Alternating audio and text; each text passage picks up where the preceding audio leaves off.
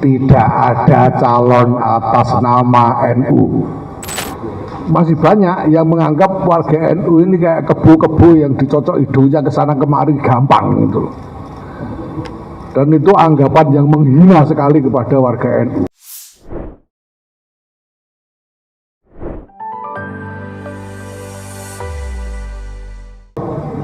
Ya, pertama ya kami hanya bisa mengucapkan selamat sudah dapat jodoh gitu ya, nggak jomblo lagi. Nah kemudian kalau soal sikap sudah saya sebutkan berulang kali, saya bisa tegaskan sekali lagi di sini bahwa tidak ada calon atas nama NU. Saya ulangi ya, tidak ada calon atas nama NU. Masih perlu diulangi lagi dah ini. Jadi kalau ada calon itu ya atas nama kredibilitasnya sendiri, kapasitasnya sendiri, track recordnya sendiri dan seterusnya. Tidak ada atas nama NU. Kalau ada klaim bahwa kiai-kiai PBNU merestui, itu sama sekali tidak benar karena tidak pernah ada pembicaraan di dalam PBNU mengenai calon. Sama sekali selama ini sama sekali tidak pernah ada pembicaraan di PBNU tentang calon-calon presiden, karena itu di luar domain kami sebagai organisasi keagamaan kemasyarakatan, yaitu domain partai politik. Silahkan ya, dan silahkan berjuang untuk mendapatkan kepercayaan rakyat.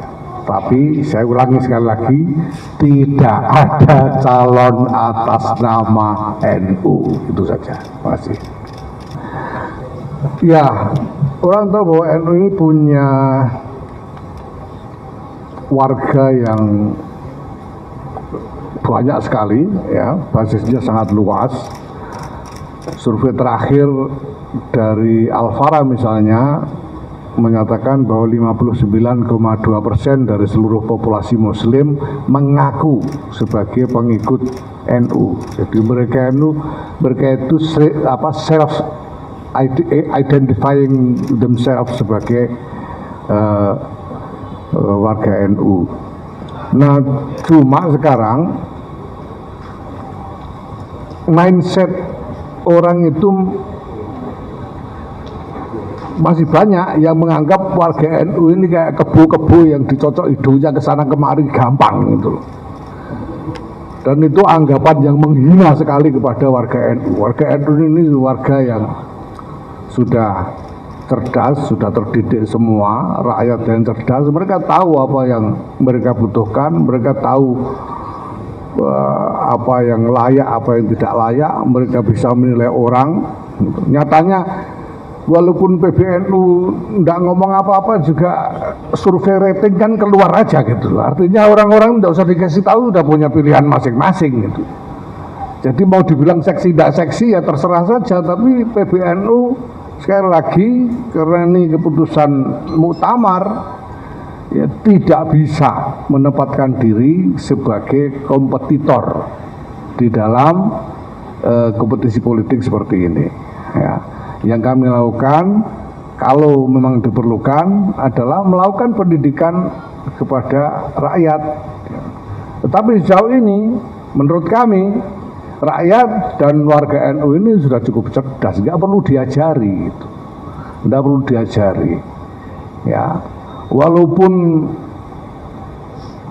mau kumpul-kumpul sekian banyak kiai misalnya ya, itu saya kira bisa dicek bolak-balik, ya tetap saja warga punya pilihan-pilihannya sendiri. Saya kira ini juga harus dihormati.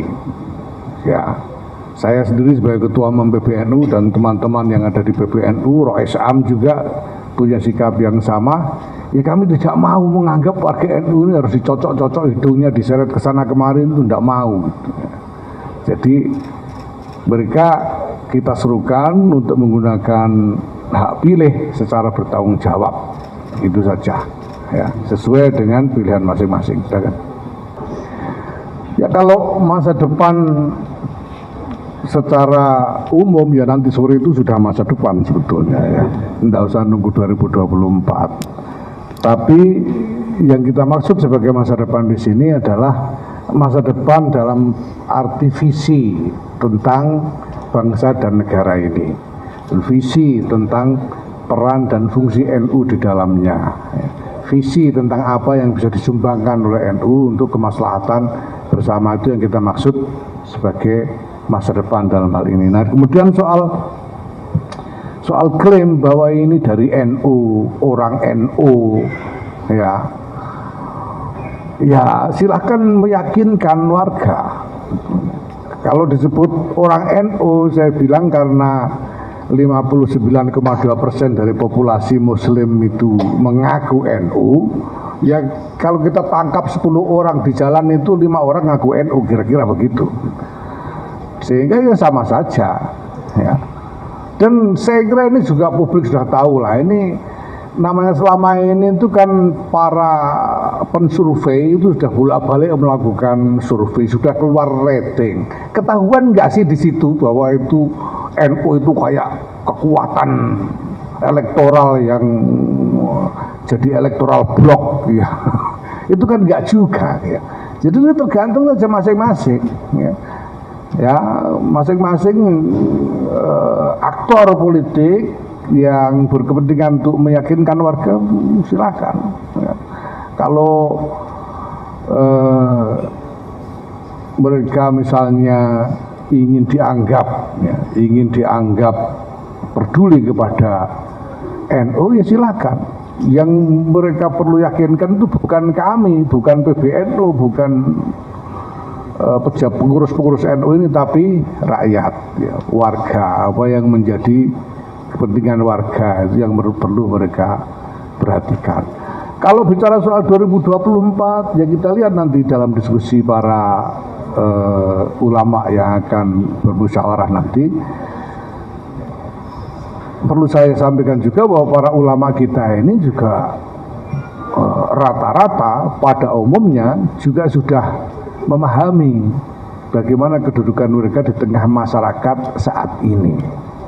Dulu sebelum tahun 1973 NU itu pernah menjadi partai politik memang dulu, tapi para ulama sudah bersepakat membuat keputusan bahwa Nahdlatul Ulama tidak lagi beroperasi sebagai partai politik, tidak lagi menjalankan fungsi politik praktis, tetapi kembali kepada fungsinya sebagai organisasi keagamaan kemasyarakatan. Itu keputusan Muktamar tahun 1984 yang dulu terkenal sebagai keputusan kembali ke Khitoh, ya. Nah, ini saya kira. Jadi nanti kalau ada pembicaraan tentang itu, ya pertama, norma organisasi dari Jamiah Nahdlatul Ulama ini tidak mengizinkan Nahdlatul Ulama sebagai organisasi, sebagai lembaga untuk ikut mendukung dan menjadi kompetitor dalam kompetisi politik. Itu normanya, dan ulama-ulama kita sudah tahu tentang itu, ya. Tetapi bahwa semua orang termasuk para ulama punya concern agar pemilu ini bisa berjalan dengan baik, dengan lancar, ya, supaya hasilnya berkualitas, prosesnya aman, damai dan seterusnya, itu pasti, ya. Ya, saya kira mungkin nanti akan ada himbauan-himbauan semacam itu, tapi ya kita lihat nanti. Sejauh ini sih nggak ada yang terlalu spesifik, ya. Ya, pertama, untuk pertanyaan pertama tadi, ya, saya sebagai pribadi memang punya preferensi sebagai pribadi, ya, jelas. Tapi karena saya ini ketua umum PBNU, saya harus menahan diri untuk tidak mengumbar preferensi pribadi saya dalam artikulasi publik, ya. Karena saya ketua umum, kalau saya warga biasa bukan pengurus, ya bisa semau saya. Nah, saya harus menahan diri supaya tidak timbul kesalahpahaman seolah-olah, ya, saya menggunakan jabatan saya sebagai ketua umum dan lembaga organisasi ini untuk politik praktis. Maka saya ya tidak bisa melakukan artikulasi soal itu, yaitu harga menjadi ketua umum seperti itu memang, jadi memang tidak boleh mengumbar. Kemudian yang kedua soal kalau jadi cawapres nanti tanya Gus Ipul sendiri ya, nanti biar dijawab sendiri. Ya, tapi tentu ada konsekuensi organisasinya kalau jawabannya itu nanti. Ya, kemudian supaya damai, pertama-tama saya ingin sampaikan yang paling bertanggung jawab apakah pemilu itu nanti berjalan dengan baik atau tidak adalah aktor-aktor politik. Pertama-tama bagaimana kelakuan mereka di dalam berkompetisi, itu yang paling menentukan. Ya.